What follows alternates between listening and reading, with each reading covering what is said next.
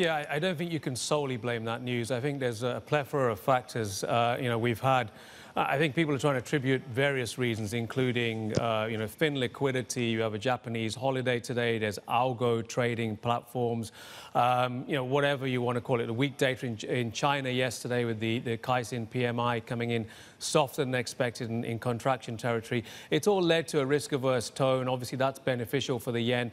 Market positioning in the Japanese yen has been extremely short. So it's not a major surprise that you see the yen moving higher. But of course, that move, the pace and the magnitude of the move today was dramatic. And obviously, that caught a lot of people off guard. And, I think that the liquidity conditions obviously exacerbated that move. And as you say, it was a bit of a flash crash. So I don't think it was just the Apple news. There's a number of factors here at play. Okay, well, let's stick with Apple. What does that warning that we got out of Apple after, of course, the US markets closed tell you about the state of the Chinese economy and, of course, the escalating trade tensions between the United States and China?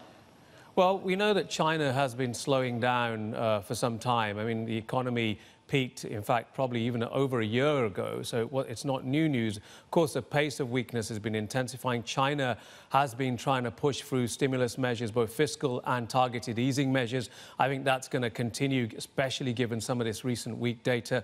But it does tell you a lot. The news tells us, or confirms at least, that Chinese consumer demand is weakening. We're seeing that in some of the import numbers, and obviously trade is being hit because of the tariffs.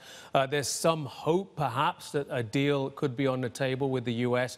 There's been positive noises from both the US and the Chinese sides regarding a trade deal, but we're still a long way away before we can see anything concrete emerging. And there's a number of real major issues, especially regarding technology, that I don't think are going to be particularly easy to solve. So what it means for now is that, China's growth story is going to cast a shadow across many markets, as we've seen in the last few days.